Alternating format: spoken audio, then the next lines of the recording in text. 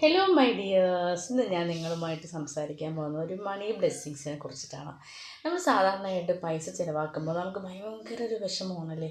നമുക്ക് ആരെങ്കിലും പൈസ തരാണെന്നുണ്ടെങ്കിൽ ഭയങ്കര സന്തോഷമായിരിക്കും. എന്നാൽ ഒരു കാര്യം വാങ്ങിക്കുന്ന സമയത്ത് അയ്യോ പൈസ കൊടുക്കണ്ടേ, എൻ്റെ കയ്യിൽ ഇത്രയല്ലേ ഉള്ളൂ, ഞാൻ എങ്ങനെ ഇതൊക്കെ ചിലവാക്കി കഴിഞ്ഞാൽ ഇനി എങ്ങനെ മുന്നോട്ട് പോകും എന്നുള്ള ഒരു വലിയൊരു വിഷമം അല്ലെങ്കിൽ അതിനൊരു പ്രയാസം നമുക്കൊക്കെ ഉണ്ടാകുന്നുണ്ടായിരിക്കും.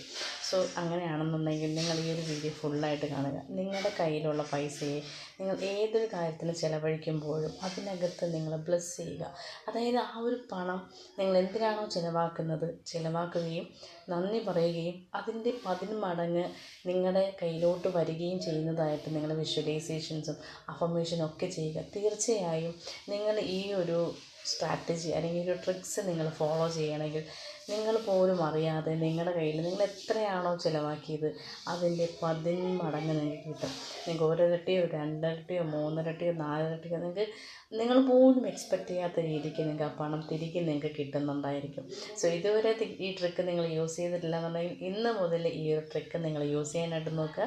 തീർച്ചയായും നിങ്ങൾക്ക് മാറ്റങ്ങൾ ഉണ്ടാകുന്നുണ്ടായിരിക്കും. നമ്മൾ മണി സർക്കുലേറ്റ് ചെയ്യുമ്പോഴാണ് കൂടുതലായിട്ടുള്ള മണി നമ്മുടെ അടുത്ത് എത്തുന്നത്. തീർച്ചയായും നിങ്ങൾ മണിയോട് ഗ്രാറ്റിറ്റ്യൂഡ് പറയുക, മണിയോട് നിങ്ങൾ ഫൊർഗീവ്നെസ് ചെയ്യുക. സോ ഇങ്ങനെയുള്ള ടെക്നിക്സുകളൊക്കെ നിങ്ങളുടെ ലൈഫിലോട്ട് യൂസ് ചെയ്യുക.